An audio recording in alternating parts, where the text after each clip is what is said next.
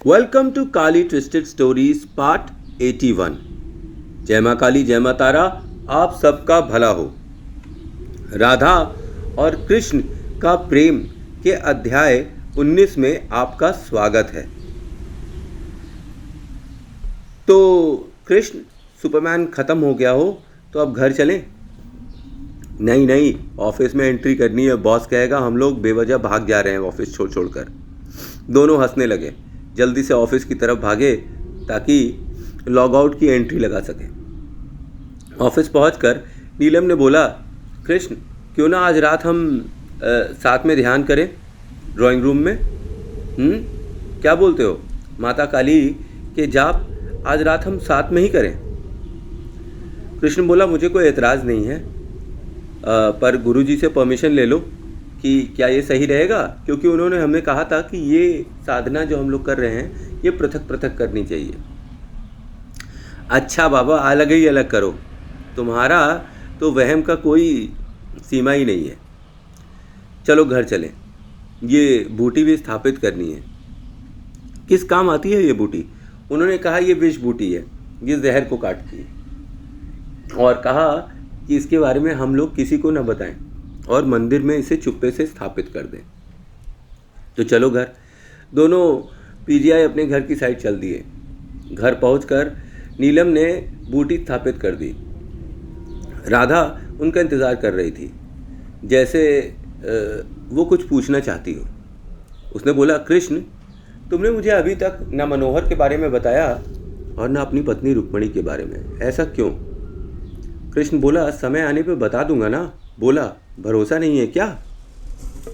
भरोसा? किस पर भरोसा किया जाए? कौन क्या कह रहा है, क्या सोच रहा है, ये कुछ समझ में नहीं आता। मैं किस पे भरोसा करूं? कृष्ण कुछ अचकचा सा गया।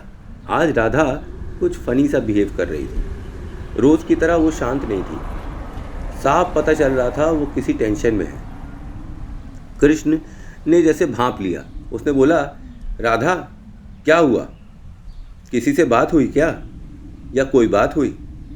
राधा अचकचा कर बोली, नहीं, किसी से बात नहीं हुई, कोई बात नहीं हुई। बस मैं ये सोच रही थी कि तुमने मेरे ही हस्बैंड के बारे में मुझे कुछ नहीं बताया।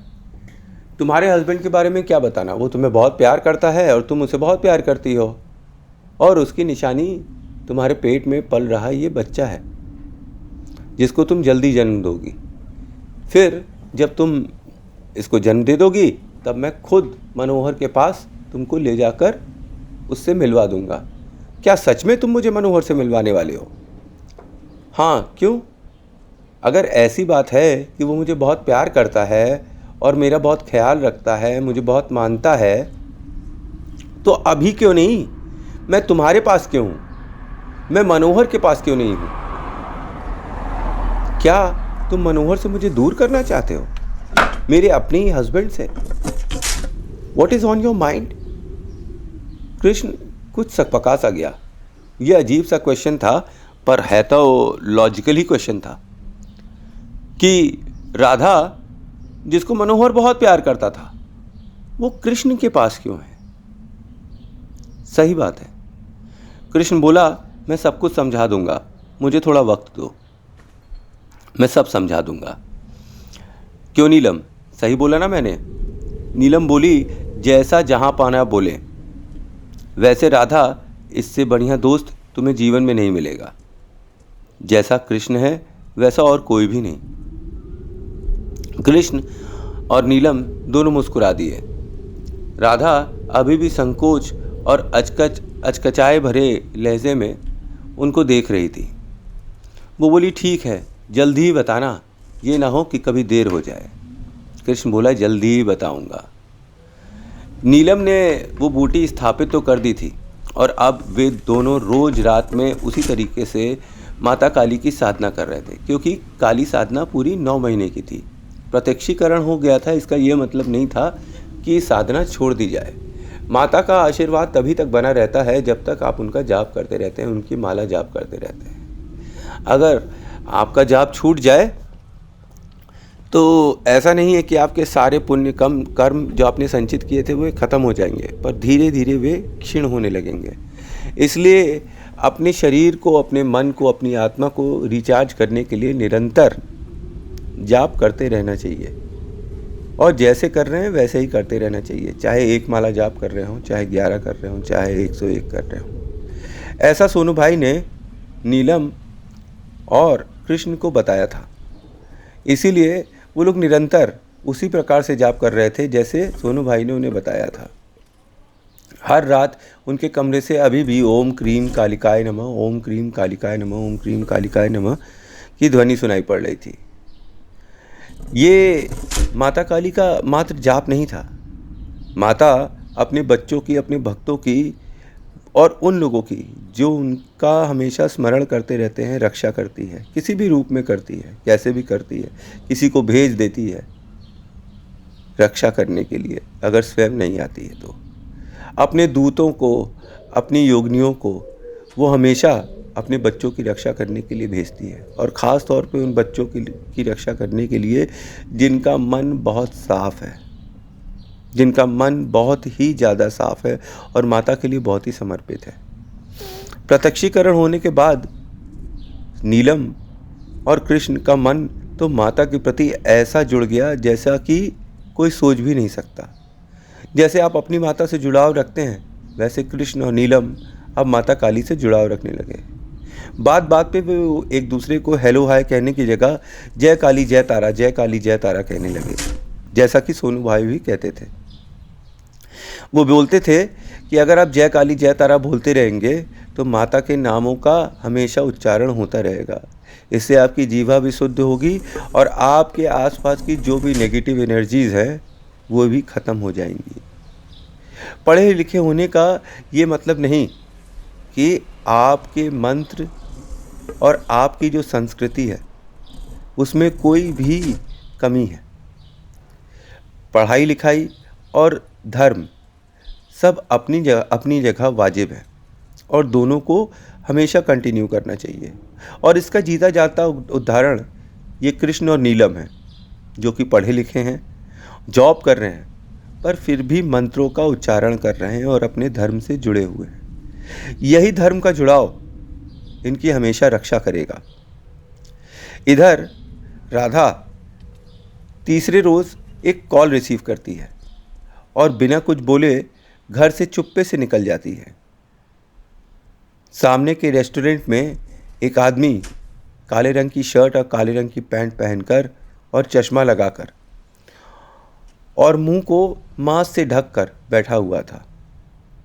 राधा धीरे से उस रेस्टोरेंट में पहुंची और वहां बैठे उस काले शर्ट वाले आदमी के कंधे पर उसने हल्के से हाथ रखा।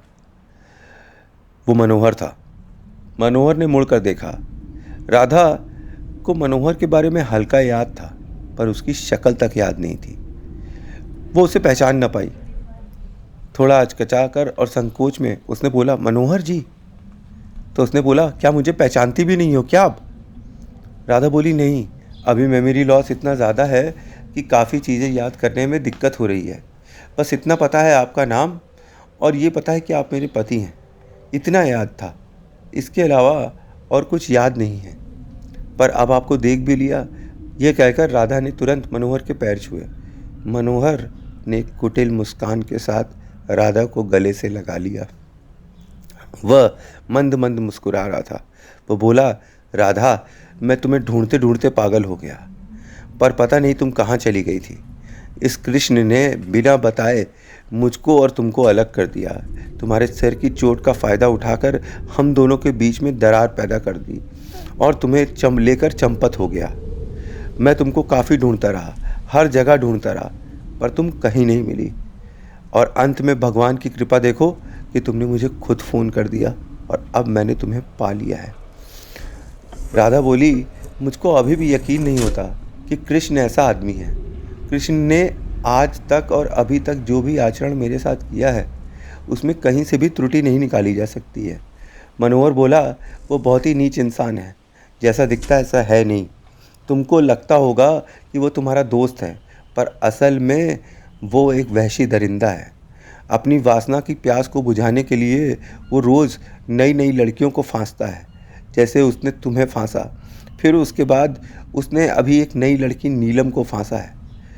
उसकी पत्नी रुक्मणी उसके सारे काले चिट्ठे खोलती है। वो बताती है कि यही दो नहीं, और भी ऐसी लड़कियां हैं जिसको उसने अपने प्रेम के जाल में फांसा, उनके साथ प्रेम का नाटक किया और उसके बाद उन्हें छोड़ दिया। वह फ़ायदा उठाने वाला व्यक्ति है। राधा, तुम बहुत भोली हो, इसलिए वो तुमको चीट कर रहा है। अब मैं आ गया हूँ, तुम डरो मत। बस इस कृष्ण का बंदोबस्त कर दिया जाए और उसके बाद इस हम लोग यहाँ से 9-2-11 हो जाएंगे। राधा बोली, क्यों ना हम लोग ऐसे ही चले जाएं, कृष्ण से बिना कुछ बताए। हमें कहाँ ही ढूंढ लेगा वो, उसे क्या पता मैं कहाँ जा रही हूँ। मैंने किसी को बताया नहीं कि मैं घर से निकली हूँ, मैं चोरी छुपे आई हूँ। मनोहर बोला, अगर सांप को जिंदा छोड़ दिया तो ये डस लेगा और हमारी ज़िंदगी फिर ख़राब कर देगा। इससे पहले कि ऐसा हो राधा, इसको रास्ते से हटाना बहुत ज़रूरी है। राधा थोड़ी घबरा सी गई। रास्ते से हटाना मतलब? रास्ते से हटाना मतलब मार देना। अगर ये ज़िंदा रहा तो ये बार बार हमारी ज़िंदगी में आता रहेगा और हम और तुम कभी एक नहीं हो पाएंगे राधा। मेरा और तुम्हारा रिश्ता पक्का होने के लिए इसका मरना ज़रूरी है। राधा बोली, अगर ऐसा ही है तो मैं आपका साथ दूंगी। आखिर अग्नि के 7 फेरे लिए हैं। आपसे वादा किया है कि सुख और दुख में आपका साथ दूंगी, अच्छे और बुरे में आपका साथ दूंगी, तो इसमें भी मैं आपका साथ दूंगी। राधा को अपने विवाह के वचन याद थे, पर वे वचन वो भूल गई थी जो उसने कभी कृष्ण से किया था। साथ जीने और मरने की कसम, हमेशा एक आवाज़ पे आ जाने की कसम, चाहे कैसी भी सिचुएशन हो, एक दूसरे का साथ ना छोड़ने की कसम। वो सारी कस्में और वादे जो उसने कभी कृष्ण से किए थे, वो आज मनोहर के प्यार में और अपने पत्नी धर्म के प्रभाव में वो भूल गई थी। और होता भी ऐसे ही है और होना भी ऐसा ही चाहिए। जब आपकी शादी हो जाए तो आपको हमेशा समर्पित हो जाना चाहिए अपने पति या पत्नी के लिए। किससे क्या कहा था, क्या नहीं कहा था, ये बात की बात है।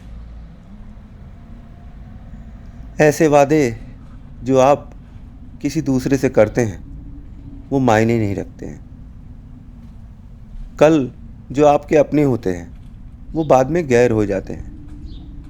जीवन ऐसा ही है, रिलेशनशिप्स भी ऐसे ही हैं, हर पल बदलते रहते हैं। आज जो आपको अपने लग रहे हैं कल वो गैर हो जाएंगे, और जो गैर थे वो कल अपने भी हो सकते हैं। लाइफ में किसी भी चीज़ की पॉसिबिलिटी है और ये पॉसिबिलिटी कभी ख़त्म नहीं होती है। किसने कहा कि आप राजा नहीं बन सकते और किसने कहा एक राजा रंक नहीं बन सकता। जीवन में उतार चढ़ाव तो आते ही रहते हैं और हर सिचुएशन पे इंसान उसके हिसाब से डिसीजन लेता है। जैसे राधा ने यहाँ मनोहर के प्रभाव में आकर डिसीजन लिया है। अब आगे क्या होगा? क्या मनोहर और राधा कृष्ण को मारने की कोई यूनिक प्लानिंग कर रहे हैं, या मनोहर के दिमाग में कोई प्लान है और बाबा जी की ये विष नाशक जड़ी बूटी ये क्या संयोग से ही घर के अंदर स्थापित हो गई है? क्या आगे कृष्ण के जीवन पे खतरा होगा? और अगर खतरा होगा तो क्या वो जिंदा बच पाएगा? क्या ऐसा तो नहीं कि नीलम अकेली रह जाएगी और राधा मनोहर के साथ अपना घर बसाकर खुशी खुशी चली जाएगी? तो जानने के लिए कल का एपिसोड ज़रूर देखिएगा। Thanks for watching. जय मां काली, जय मां तारा। आप सबका भला हो।